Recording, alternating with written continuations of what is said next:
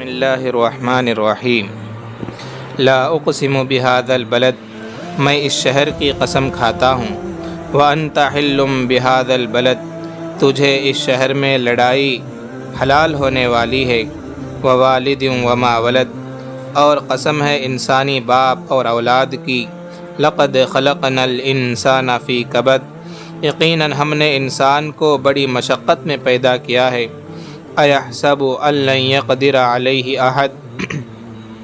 کیا یہ گمان کرتا ہے کہ یہ کسی کے بس میں ہی نہیں، یقول اہلکت مالا لبدا، کہتا پھرتا ہے کہ میں نے تو بہت کچھ مال خرچ کر ڈالا، ایحسب ان لم یرہ احد، کیا یوں سمجھتا ہے کہ کسی نے اسے دیکھا ہی نہیں، الم نجعل لہ عینین، کیا ہم نے اس کی دو آنکھیں نہیں بنائی، ولسانا وشفتین، اور زبان اور ہونٹ نہیں بنائے، وہدیناہ النجدین، اور دونوں راہیں دکھا دی، فلاقتحم العقبہ، سو اس سے نہ ہو سکا کہ گھاٹی میں داخل ہوتا، وما ادراک ما العقبہ، اور تو کیا سمجھا کہ گھاٹی ہے کیا، فک رقبہ، کسی گردن کا چھڑانا، او اطعام فی یوم ذی مسغبہ، یا بھوکے دن کو کھانا کھلانا، یا بھوکے میں رہنے والے انسان کو کھانا کھلانا، یتیما ذا مقربہ، کسی رشتہ دار یتیم کو، او مسکینا ذا متربہ، یا خاکسار مسکین کو، ثم کان من الذین آمنوا وتواصوا بالصبر وتواصوا بالمرحمہ، پھر ان لوگوں میں سے ہو جاتا جو ایمان لاتے اور ایک دوسرے کو صبر کی اور رحم کرنے کی وصیت کرتے، اولئک اصحاب المیمنہ، یہی لوگ ہیں جن کے دائیں ہاتھ میں نامہ اعمال دیے جانے والے ہیں، والذین کفروا بآیاتنا ہم اصحاب المشأمہ، اور جن لوگوں نے ہماری آیتوں کے ساتھ کفر کیا یہ وہ لوگ ہیں جن کے بائیں ہاتھ میں نامہ اعمال دیے جانے والے ہیں، علیہم نار مؤصدہ، انہی پر آگ ہوگی جو چاروں طرف سے گھیری ہوئی ہوگی۔ لا اقسم بہذا البلد، اللہ تعالیٰ اس میں شہر مکہ کی قسم کھاتا ہے، اور اس کے بعد اللہ تعالیٰ فرماتے ہیں کہ اللہ کے نبی صلی اللہ علیہ وسلم کو ایک بشارت دے رہے ہیں کہ آئندہ فتح مکہ حلال ہونے والا ہے۔ حلال ہونے سے مراد یعنی آئندہ اس شہر میں جنگ حلال ہونے والا ہے، کیونکہ جب سے دنیا بنی ہے فتح مکہ تک اور فتح مکہ کے بعد سے لے کر قیامت تک اس کے اندر جنگ حلال نہیں تھی، لیکن صرف اور صرف اللہ تعالیٰ نے اللہ کے نبی صلی اللہ علیہ وسلم کو چند لمحوں کے لیے مکہ کے اندر لڑائی کو، جنگ کو حلال کر دیا ہے، اس کی بشارت اللہ تعالیٰ نے وَأَنْتَ حِلٌّ بِهَذَا الْبَلَدِ میں دے رہے ہیں۔ اس کے بعد ووالد وما ولد، اس میں بھی اللہ تعالیٰ قسم کھا رہے ہیں، ووالد سے مراد حضرت آدم علیہ السلام ہیں، بعض علماء فرماتے ہیں کہ اس سے ابراہیم علیہ السلام اور تمام ابراہیم علیہ السلام کی انبیاء یعنی ان کے نسل میں جو انبیاء پیدا ہوئے ہیں ان کی قسم مراد لیتے ہیں۔ اس کے بعد اللہ تعالیٰ فرماتے ہیں لقد خلقنا الانسان فی کبد، یقیناً ہم نے انسان کو بڑی مشقت میں پیدا کیا، یعنی انسان کو ہمیشہ مشقتیں آتی ہی رہتی ہے۔ اللہ تعالیٰ اس آیت کے اندر فرماتے ہیں کہ پہلے جب سے پیدا ہوا ہے، پیدا ہونے سے پہلے سے ہی، جب پیٹ میں تھا ماں کے تو تب بھی مشقت، جب پیدا ہوتا ہے اس وقت بھی مشقت، جب ماں اس کو دودھ پلاتی ہے وہ بھی مشقت، اور اس دودھ کو چھڑاتی ہے تب بھی مشقت، اس کے بعد جب بڑا ہوتا ہے ضروریات زندگی گزارنا، یہ تمام مشقتیں انسان کو برداشت کرنی پڑتی ہے، پھر اس کے بعد بڑھاپے کی تکلیف، موت کی تکلیف، قبر کی تکلیف، حشر کی تکلیف، اس طرح انسان کو مشقت کے اندر اللہ تعالیٰ نے رکھا ہے۔ اگر کوئی انسان یہ چاہے کہ میں ہمیشہ عیش و آرام کے ساتھ رہوں، ہمیشہ تکلیف کے بغیر رہوں، یہ ہو نہیں سکتا، کیونکہ اللہ تعالیٰ نے انسان کے اندر ہی مشقت کو رکھ دیا ہے۔ اس کے بعد اللہ تعالیٰ فرماتے ہیں ایحسب ان لم یرہ احد، کیا وہ بیوقوف سمجھتا ہے کہ اس کے اعمال بد کو کسی نے دیکھا نہیں؟ ایسا نہیں ہے، اس کا خالق اس کو ہر وقت دیکھ رہا ہے۔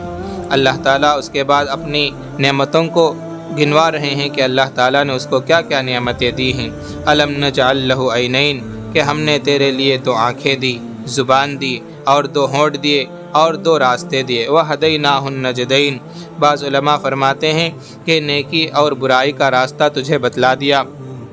بعض فرماتے ہیں ماں کے چھاتی یعنی بچے کے لیے دودھ پینے کے 2 راستے بتلا دیے۔ اس کی طرف اللہ تعالیٰ اشارہ فرماتے ہیں، اپنی نعمتوں کو گنوا رہے ہیں۔ اتنی ساری نعمتیں ہیں، پھر بھی تو اللہ کی نافرمانی کر رہا ہے، ناشکری کر رہا ہے، اللہ کی عبادت نہیں کر رہا ہے، گناہوں کے اندر ملوث ہے۔ تو اللہ تعالیٰ فرماتے ہیں اتنے سارے گناہ کر سمجھتا ہے کہ تجھے کوئی نہیں دیکھ رہا ہے، ایسا نہیں ہے۔ اس کے بعد اللہ تعالیٰ آگے فرماتے ہیں فَلَقْتَحَمَ الْعَقَبَةَ، عقبہ کہتے ہیں پہاڑ کی بڑی چٹان کو بھی، اور 2 پہاڑوں کے درمیانی راستے کو بھی عقبہ کہتے ہیں۔ یعنی دشمن سے نجات حاصل کرنے میں یہ عقبہ انسان کی مدد کرتا ہے۔ پہاڑ کے اوپر چڑھ کر دشمن سے اپنے آپ کو بچا لے، یا پھر گھاٹی میں داخل ہو کر وہاں سے اپنے آپ کو بچا لے یا وہاں سے نکل جائے، یا تو اللہ تعالیٰ فرماتے ہیں اس جگہ طاعت اور عبادت کا ایک عقبہ ہے، یعنی بندگی کرنا اور اللہ تعالیٰ کی عبادت کرنا ایک عقبہ ہے، تو جس کو اللہ تعالیٰ نے اس سے تعبیر فرمایا ہے۔ تو جس طرح انسان دشمن سے نجات پاتا ہے گھاٹی کے ذریعے، تو اسی طرح انسان اپنے اعمال صالحہ نیک اعمال کے ذریعے سے آخرت کی گھاٹی سے نجات پالے، اس کی طرف اللہ تعالیٰ اشارہ فرماتے ہیں۔ اور ان میں سے اللہ تعالیٰ آگے کچھ کار خیر نیک کام کی طرف اللہ تعالیٰ اشارہ فرماتے ہیں۔ یہ کام بھی کار خیر ہیں، اگر ان کو کرے گا تو اور زیادہ ثواب پائے گا۔ اس میں سے فک رقبہ، نمبر 1 فک رقبہ، کسی غلام کو آزاد کرنا بہت بڑی عبادت اور ایک انسان کی زندگی کو بنا دینا ہے۔ دوسرے کار خیر